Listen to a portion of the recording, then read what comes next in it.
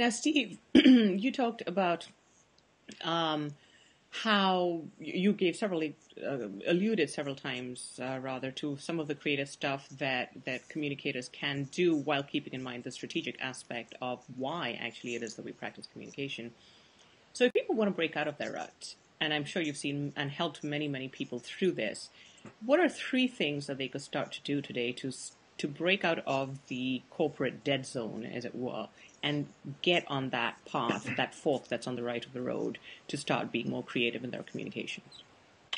Okay, well, I think the first thing they have to do, and this is hard for some people to do, the first thing they have to do is sit down and take a hard look at everything they're doing right now, and take a look at how effective it is. And sometimes that starts with research, and it may mean throwing together some focus groups. It may mean doing a survey.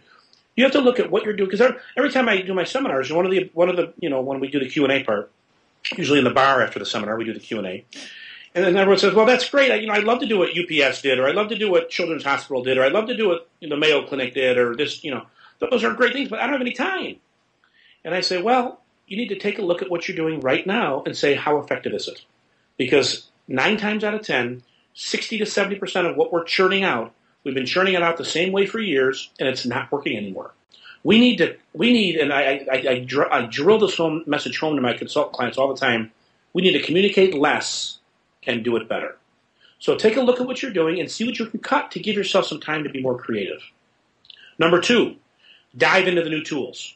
When I was in this field 20 years ago, we had print. Now we have podcasts. You can do your own podcasts. In the seminar next week, Cindy shows people in 15 minutes, gives them a rudimentary course on how to do a podcast. It's not hard. You don't need to take a class. You don't need to do training. It costs $80 for a digital recorder. Same thing with video. Same thing with blogs. All these new tools are coming along, and they're inexpensive, and they're incredibly effective. So number 2, master the new tools. And then number 3, every time that you are about to embark on a communication article, a communication plan, a communication campaign, whatever it might be, ask yourself, how have you always done it, and how can I do it differently to make a splash? And I'll give you one example. Cindy and I just did a great 2-day seminar, internal, with Mass Mutual, an insurance company in the Northeast. Great communications team. We did writing. We did social media. And there's a woman there who came out of improv, stand-up comedy. And, coming out of improv and stand-up comedy and that sort of, hey, freewheeling environment and going into a corporation is like getting punched in the face with a ball-peen hammer. I mean, corporations are not hotbeds of creativity typically. Well, this woman refuses to kowtow. She's not bending. She's going to communicate the way she wants to. So they were having their annual leaders meeting. And the normal corporate way of communicating that meeting would be to wait till after it's over, interview some people, get some quotes, some standard quotes, or make up your own quotes, or, and then rewrite those quotes and through the approval process, and it would be boring. And the basic gist of it would be, we had a meeting. We had another leaders meeting. And here's what we discussed, blah, blah, blah. Well, this woman bought a flip camera and went on the plane with the executives, and she had access. But if you don't have access to the CEO, go on a plane with one of the salespeople that's going there. This was their leaders meeting for salespeople. Went on the plane with her, interviewed them about what they were hoping to get out of it, and then she did a series of 5 videos. The second one the video opens with her sound asleep in bed, and the alarm goes off. And she lifts her head up, and she's looking bleary-eyed right to the camera, and she slams the alarm off, and she pauses, and she says, it's 4:45 a.m., first day leaders conference. I'm ready.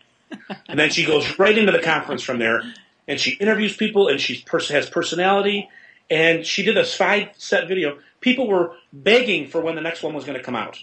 Now, this is a thing that nobody really pays much attention to. It's just another meeting. But people were begging for when the next thing was going to come out. What she did was, she did the 3 things I talked about. She looked at what they did in the past and said, well, this is kind of dull. Who's going to pay attention to this? This isn't working. Number 2, she was willing to, she wasn't a flip camera expert. In fact, I don't know if she ever used one before. She learned the new tool, flip cameras.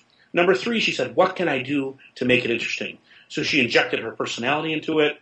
And that's a big trend we talk about. Communicators today are becoming the talent. They're becoming the on-screen personalities rather than behind the scenes. They're the bloggers. They're the podcast hosts. They're the video hosts. They're the ones that are actually have a name out there. Because why? Because we're the best writers in the organization. We have the most personality often.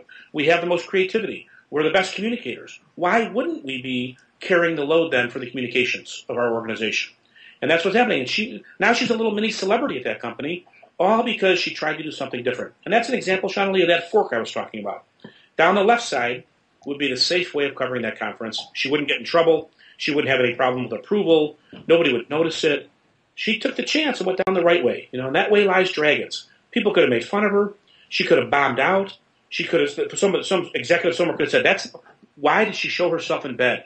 We cannot show anybody in bed. People don't go to bed in this corporation. That's sexual harassment. The lawyers could have jumped all over her for that. But she took the chance, and it paid off because people actually watched the videos and got a sense of what those leadership meetings are like. Probably for the first time ever.